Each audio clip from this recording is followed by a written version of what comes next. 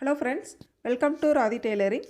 நம்ம இன்றைக்கி பார்க்க போகிறது நெக்லைன் வந்து எப்படி ஸ்டிச் பண்ணலாம் அப்படிங்கிறதையும் எப்படி வந்து டிசைன் பண்ணலாம் அப்படிங்கிறதையும் கிளியராக பார்க்க போகிறோம். ஃபஸ்ட் டைம் நம்ம சேனலில் பார்க்குறீங்க அப்படின்னா சப்ஸ்கிரைப் பண்ணிக்கோங்க ஃப்ரெண்ட்ஸ். வாங்க இன்றைக்கி நம்ம வீடியோக்குள்ளே போகலாம். எப்பவும் போல் ப்ளவுஸ் கிளாத்தை வந்து கட் பண்ணி எடுத்துக்கோங்க. லைனிங் கட் பண்ணிவிட்டு மெயின் கிளாத்தையும் இது போல் கட் பண்ணி எடுத்துக்கோங்க. ப்ளவுஸினுடைய ஹைட் அப்படின்னு பார்த்தீங்கன்னா 13.5 இன்ச் வந்து சரியான அளவு, ப்ளஸ் அரை இன்ச் வந்து ஷோல்டர் தையலுக்காக சேர்த்து 14 இன்ச் வந்து நான் மார்க் பண்ணியிருக்கேன். எக்ஸ்ட்ரா கீழ் பக்கத்தில் 1.5 இன்ச் வந்து மடிச்சடிக்கிறதுக்காக அளவுகள் மார்க் பண்ணியிருக்கேன். செஸ்ட் ரவுண்டு மார்பு சுற்றளவு அப்படின்னு பார்த்தா 10 இன்ச் வந்து நான் மார்க் பண்ணியிருக்கேன். 1.5 இன்ச் வந்து தையலுக்காக ப்ளஸ் பண்ணியிருக்கேன். சரிங்களா? நெக்ஸ்ட்டு ப்ளவுஸினுடைய பின் கழுத்து உயரம் அப்படிங்கிறது 8 இன்ச் மார்க் பண்ணியிருக்கேன். உங்களுக்கு தேவையான லென்த்துக்கு மார்க் பண்ணிக்கலாம். ஆம்கோல் நீளம்னு பார்த்தா 6 இன்ச் வந்து நான் மார்க் பண்ணியிருக்கேன். உங்களுக்கு தேவையான லென்த்துக்கு நீங்கள் வந்து மார்க் பண்ணிக்கலாம். அடுத்து பாருங்கள், கழுத்தினுடைய அகலம் அப்படின்னு பார்த்தா 2.5 இன்ச் நான் வந்து மார்க் பண்ணியிருக்கேன். மேல் பக்கத்தில் 2.5 இன்ச், அதே அளவு சேம் அளவு அப்படியே நான் வந்து எடுத்திருக்கேன். உங்களுக்கு தேவையான அகலத்துக்கு நீங்கள் எடுத்துக்கலாம். மேலே என்ன அளவு வைக்கிறீங்களோ அதே அளவை கீழையும் வச்சு நீங்கள் வந்து ட்ரா பண்ணி பானைக்கு வந்து கட் பண்ணிக்கோங்க. நெக்ஸ்ட்டு பாருங்கள், நம்ம எப்படி ஸ்டிச் பண்ணலாம் அப்படிங்கிறத பார்க்கலாம். இதுபோல் கிளாத் ரெண்டையும் இது மாதிரி ஓப்பன் பண்ணிக்கோங்க. லைனிங் கிளாத்தினுடைய ரைட் சைடும் மெயின் கிளாத்தினுடைய ரைட் சைடும் ஃபேஸ் டு ஃபேஸ் இருக்கிற மாதிரி, நல்ல பக்கமும் சேமாக இருக்கிற மாதிரி வச்சு நம்ம ஃபஸ்ட்டு வந்து தையல் போட போகிறோம். கழுத்து அகலம் சரியாக இருக்கா அப்படிங்கிறத செக் பண்ணிக்கோங்க. சுருக்கங்கள் இல்லாமல் நேராக எடுத்து விட்டுக்கோங்க. தேவைப்பட்டால் இது போல் சைடில் வந்து சேஃப்டி பின் வந்து போட்டுக்கோங்க. லைனிங்குடைய கார்னரில் நம்ம வந்து தையல் போட்டுக்கலாம். இப்போ நல்ல பக்கமும் சேமாக நம்ம வந்து வச்சுருக்கோம். லைனிங்குடைய கார்னரில் இது போல் தையல் போட்டுக்கலாம். ரொம்ப உள்பக்கமும் போகாமல் தெளிவாக அந்த கார்னர்லேயே தையல் பொறுமையாக போட்டுட்டு வாங்க.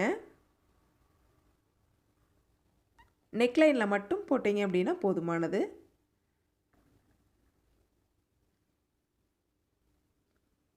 நெக்ஸ்ட் வந்து நம்ம உள்பக்கமாக எக்ஸ்ட்ரா இருக்கிற கிளாத்தை கட் பண்ணிடலாம். நெக் பகுதியில் மட்டும்.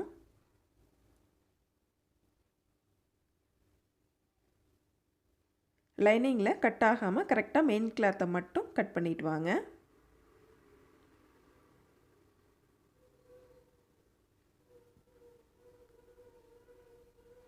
நெக்ஸ்ட்டு உள்பக்கத்தில் லைட்டாக வந்து ஹர்கட் கொடுங்க. இந்த கார்னரில் நம்ம திரும்பணும் இல்லைங்களா? கரெக்டாக அந்த கார்னர் சரியாக திரும்பணும், சுருக்கங்கள் இல்லாமல். அப்படின்னா கரெக்டாக ஹர்கட் கொடுத்தீங்க அப்படின்னா பார்க்குறதுக்கு ஃபினிஷிங் வந்து நீட்டாக இருக்கும். சுருக்கங்கள் இல்லாமல் நீட்டாக இருக்கும். ஸ்ட்ரைட்டில் கொடுத்தாலும் ஓகே தான், பட் கொடுக்காட்டியும் பரவாயில்லை. பட் கார்னரில் கண்டிப்பாக நீங்கள் கொடுக்கணும். ஹர்கட் கொடுத்தீங்க அப்படின்னா தான் சுருக்கங்கள் இல்லாமல் நீட்டாக இருக்கும். பின்ன எடுத்துகிட்டு இது போல் லைட்டாக வந்து ப்ரெஸ் பண்ணி விடுங்க. லைனிங் கிளாத்தை 3 சைட்லையுமே லைட்டாக வந்து ப்ரெஸ் பண்ணி விடுங்க. நெக்ஸ்ட்டு இது மேலே நம்ம வந்து தையல் போட போகிறோம். இப்போ ப்ரெஸ் பண்ணி விட்டோம் இல்லைங்களா? அந்த லைனிங் கிளாத் மேலே இது போல் தையல் போட்டுக்கலாம். கார்னரில் கொஞ்சம் கவனமாக போடுங்க. நீடில் உள்ளே நிறுத்தி கிளாத்தை மட்டும் திருப்பி நெக்ஸ்ட் வந்து மறுபடியும் தையல் போடுங்க. இந்த கார்னரில் நம்ம இந்த இடத்துல எப்படி ஸ்டிச் பண்ணுறோமோ அதை பொறுத்து தான் வந்து நம்மளுக்கு ஷேப் வந்து சரியாக கிடைக்கும்.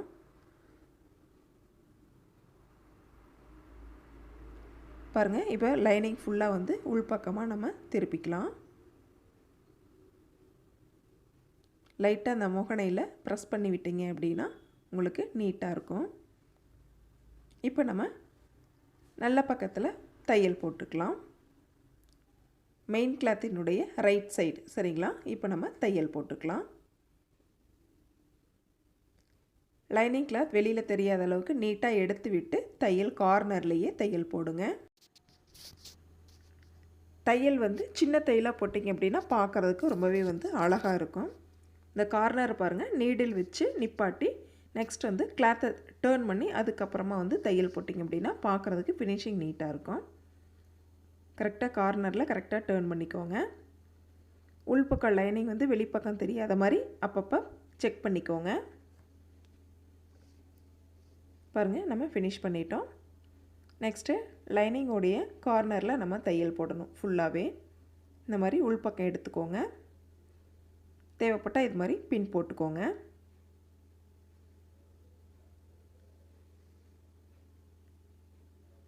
ஷோல்டர்லேருந்து நம்ம தையல் போட்டுக்கிட்டு வரலாம்.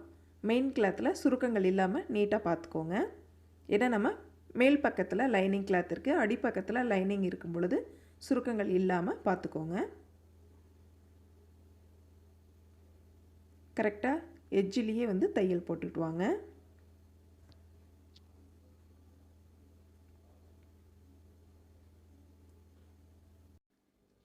இது மாதிரி லைனிங்கோட கார்னரில் நம்ம தையல் போடும்போது லைனிங் கிளாத்தில் தையல் விழுகாமல் மெயின் கிளாத்தில் மட்டும் சில இடங்களில் தையல் விழுகுது அப்படிங்கிற பட்சத்தில் நம்மளுக்கு ஸ்டிச் பண்ணி முடிக்கிறப்ப பாருங்கள் அளவுகள் மாறுறதுக்கும் வாய்ப்பு இருக்கும். அடுத்தது பார்த்திங்க அப்படின்னா தையல் வந்து பிரியறதுக்கான வாய்ப்புகள் ரொம்ப அதிகம். மெயின் கிளாத் வந்து கிழியறதுக்கான வாய்ப்புகளும் ரொம்ப அதிகம். அதனால் ரொம்ப கவனமாக கரெக்டாக வந்து லைனிங் கிளாத்துடைய கார்னர்லேயே தையல் போட்டுக்கிட்டு வாங்க. முடிச்சுட்டு இது மாதிரி எக்ஸஸாக இருக்கிற கிளாத்தை கட் பண்ணி எடுத்துடலாம். லைனிங் கிளாத் கட் ஆகாமல் கரெக்டாக கார்னர்லேயே வந்து கட் பண்ணிக்கோங்க.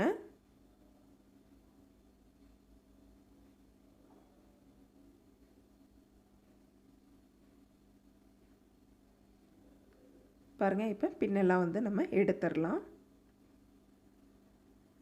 இப்போ பேக் பட்டி வந்து நம்ம மடித்து அடிச்சிடலாம். இந்த லைனை வந்து ஸ்ட்ரைட் பண்ணி விட்டுக்கோங்க. 1.5 இன்ச் அகலத்தில் நம்ம லைன் போட்டிருக்கோம். ஃபஸ்ட்டு வந்து ரெண்டாக இது மாதிரி ஃபோல்டு பண்ணி ஒரு தையல் வந்து போட்டுக்கலாம். 3/4 இன்ச் அகலத்தில் இது மாதிரி நம்ம ஃபோல்டு பண்ணி தையல் போடுறோம். நெக்ஸ்ட்டு மறுபடியும் ஒரு ஃபோல்டு பண்ணும் பொழுது பாருங்கள், நம்மளுக்கு டோட்டலாக 1.5 இன்ச் வந்து கவர் ஆயிரும். கார்னர்லேயே தையல் போட்டுக்கோங்க. நம்ம ஏன் வந்து பட்டி வந்து இவ்வளோ திக்னஸாக தர்றோம் அப்படின்னா, ப்ளவுஸினுடைய கீழ்ப்பக்கத்தில் நம்மளுக்கு வந்து சுருங்காமல் இருக்கிறதுக்காக இந்த பட்டி வந்து ரொம்பவே வந்து யூஸ்ஃபுல்லாக இருக்கும். அதனால தான் ரொம்ப வந்து திக்காக நம்ம வந்து கொடுக்குறோம்.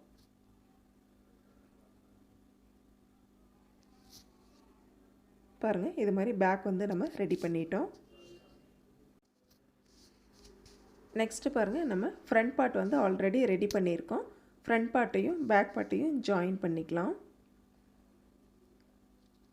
இதுபோல் ஃபஸ்ட் வந்து ஷோல்டர் வந்து ஜாயின் பண்ணிக்கலாம். நெக் லைனில் இருந்து தையல் போட்டுக்கோங்க. 1/2 இன்ச் கேப்பில் தையல் போட்டு ஷோல்டர் வந்து ஜாயின் பண்ணிக்கலாம். ஷோல்டர் எப்பவுமே பாருங்கள் நெக் லைனில் இருந்து தான் வந்து பேக் சைடில் ஸ்டிச்சஸ் போடணும். அதாவது ஸ்லீவை நோக்கி நம்ம தையல் போடணும். ஸ்லீவ் சைடில் இருந்து நெக் லைன் பகுதிக்கு நம்ம தையல் எப்பவுமே போடக்கூடாது. அதே போல் 1/2 இன்ச் கேப் வந்து கண்டிப்பாக இருக்கணும். அப்போ தான் ஷோல்டர் வந்து சரியாக இருக்கும். நெக்ஸ்ட்டு டபுள் தையல் வந்து கண்டிப்பாக போட்டுக்கோங்க. இது மாதிரி நம்ம ஸ்டிச் பண்ணி முடித்ததுக்கப்புறம் ஓவர்லாக் இருக்குது அப்படிங்கிற பட்சத்தில் நீங்கள் ஓவர்லாக் போட்டுக்கலாம். இந்த பிசுறுகள் வந்து வெளியில் தெரியாமல் நீட்டாக இருக்கும். இது போல் பாருங்கள், நம்ம ரெடி பண்ணிட்டோம். ஷோல்டர் வந்து ரெடி பண்ணிட்டோம். நெக் லைனும் வந்து ஃபினிஷ் பண்ணிட்டோம். சரிங்களா? இப்போ பேக் சைடில் நம்ம டிசைன்ஸ் வைக்கலாம். நம்ம ஷோல்டர்லேருந்து ஸ்டார்ட் பண்ணிக்கலாம். பாருங்கள், ஃபஸ்ட்டு வந்து டிசைன் ரெடி பண்ணிக்கலாம். சாரீனுடைய பார்டர்லேருந்து இந்த டிசைன் வந்து நான் ரெடி பண்ணுறேன். பாருங்கள், 1 இன்ச் அகலத்தில் இது மாதிரி லைன் போட்டு நான் கட் பண்ணிக்கிறேன். தேவையான லென்த்துக்கு நீங்கள் கட் பண்ணிக்கலாம். ப்ளவுஸில் நீங்கள் இன்ச்சஸ் டேப் வச்சு நீங்கள் இன்ச்சஸ் எவ்வளவு அப்படிங்கிறத கால்குலேட் பண்ணி கூட நீங்கள் தேவையான லென்த்துக்கு நீங்கள் கட் பண்ணிக்கலாம். ஒன் சைடில் பார்டர் இருக்கிறனால ஒன் சைடில் மட்டும் நான் வந்து ஃபோல்டு பண்ணி தையல் போட்டால் போதுமானது. அதனால் இந்த கார்னரில் வந்து நான் வந்து கிளாத் எடுத்துக்கிறேன். நீங்கள் உள் பக்கத்தில் கிளாத் எடுக்கிறீங்க அப்படிங்கிற பட்சத்தில் டபுள் சைடும் நீங்கள் வந்து ஃபோல்டு பண்ணுற மாதிரி இருக்கும். ஏன்னா நூல் இலைகள் வெளியில் தெரியாமல் நம்ம டபுள் சைடும் ஃபோல்டு பண்ணி தையல் போடுற மாதிரி இருக்கும். நான் இதில் ஒன் சைடு வந்து மடித்து தையல் போட்டேன் அப்படின்னாலே போதுமானது. நம்ம எவ்வளவு அகலம் தேவையோ அந்த அகலத்துக்கு தகுந்த மாதிரி நம்ம வந்து கட் பண்ணிக்கலாம். நான் 1 இன்ச்சஸ் வந்து நான் கட் பண்ணியிருக்கேன். 1/4 இன்ச் வந்து ஃபோல்டு பண்ணிட்டேன் அப்படின்னா எனக்கு 3/4 இன்ச் அகலத்தில் நம்மளுக்கு வந்து நாட் கிடைக்கும்.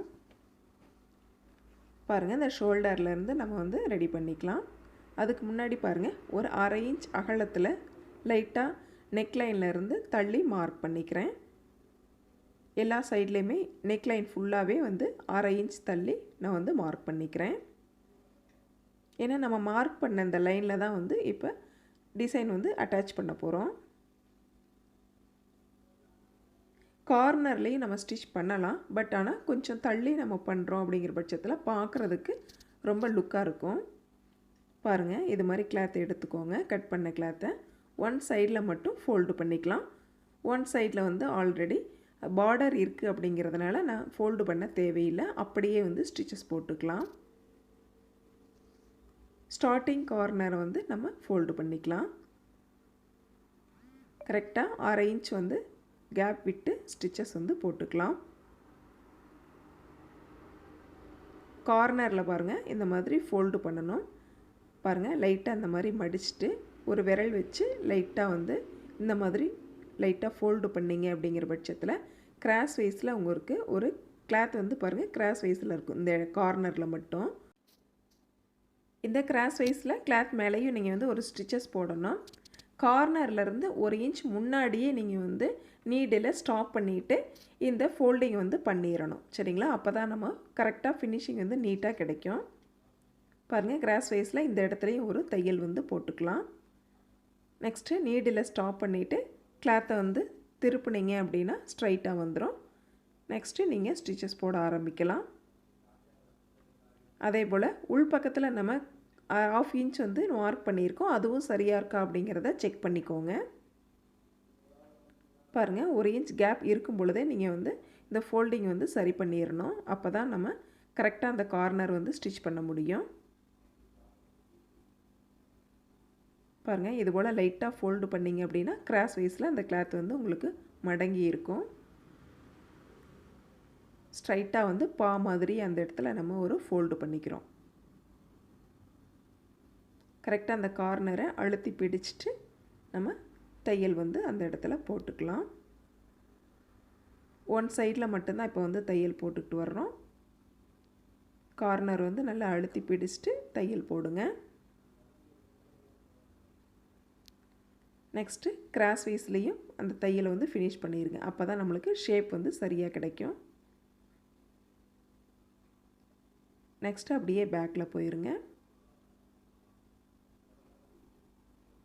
இப்போ மறுபடியும் நம்ம ஸ்ட்ரைட் லைன் வந்து தையல் போட்டுக்கலாம்.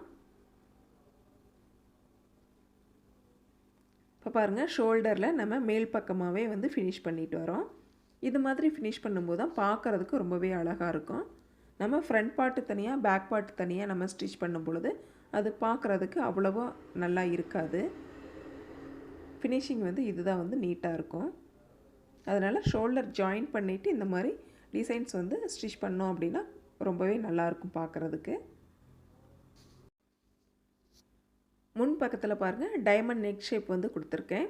அதனால் இந்த இடத்துலையும் ஒரு கார்னர் இருக்குது. அதனால் அந்த இடத்துலையும் வந்து இந்த மாதிரி ஃபோல்டு பண்ணி நம்ம ஸ்டிச்சஸ் போட்டுக்கலாம். ஃபைனலாக பாருங்கள், இது போல் கட் பண்ணிக்கலாம். கட் பண்ணிவிட்டு இந்த கார்னர் பாருங்கள், உள் பக்கமாக நம்ம இந்த மாதிரி ஃபோல்டு பண்ணிவிட்டு மேல் பக்கத்தில் தையல் போட்டுக்கலாம். பேக் ஸ்டிச் போட்டு ஃபினிஷ் பண்ணிடுங்க. நெக்ஸ்ட்டு பாருங்கள், அப்படியே நம்ம அடுத்த கார்னர்லேயும் ஸ்டிச்சஸ் வந்து போட்டுக்கலாம். இப்போ நம்ம ஒன் சைடில் மட்டும்தான் ஸ்டிச்சஸ் போட்டுட்டு போனோம். இப்போ அடுத்த கார்னர்லேயும் வந்து ஸ்டிச்சஸ் வந்து போட்டுக்கலாம்.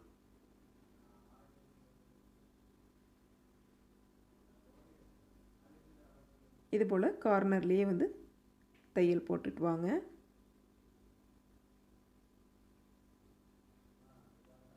இப்போ நம்ம கிராஸ் வைஸில் ஸ்டிச் பண்ண தேவையில்லை. ஏன்னா ஃபஸ்ட் டைமே நம்ம வந்து ஸ்டிச் பண்ணி முடிச்சிட்டோம். கார்னரில் மட்டும் ஸ்டிச் பண்ணிங்க அப்படின்னா போதுமானது. பேக் ஸ்டிச் போட்டு ஃபினிஷ் பண்ணிடுங்க. த்ரெட்டை வந்து கட் பண்ணிடலாம். இப்போ பாருங்கள், ரொம்ப அழகாக நீட்டாக எப்படி வந்து நம்ம ரொம்ப சிம்பிளாகவும் ரெடி பண்ணிட்டோம். பிகினர்ஸாக இருக்கீங்க அப்படிங்கிற பட்சத்தில் இது ரொம்பவே வந்து உங்களுக்கு ஈஸியான மெத்தட். சரிங்களா? நீங்கள் ட்ரை பண்ணி பாருங்கள். நம்ம வீடியோ பிடிச்சிருந்தா சப்ஸ்கிரைப் பண்ணிக்கோங்க. பக்கத்தில் இருக்கிற பெல் ஐக்கானையும் கிளிக் பண்ணிக்கோங்க. ஆல் அப்படிங்கிற சிம்பிளையும் டச் பண்ணிக்கோங்க. அப்போ தான் நான் போடுற வீடியோஸ் அனைத்தும் நோட்டிஃபிகேஷனாக உங்கள் மொபைலுக்கு உடனே ரீச் ஆகும். நம்ம சேனலுடைய மற்ற வீடியோஸ்கள் பார்க்கணும் அப்படின்னா ப்ளேலிஸ்ட்டில் செக் பண்ணி பாருங்கள். Thank you friends.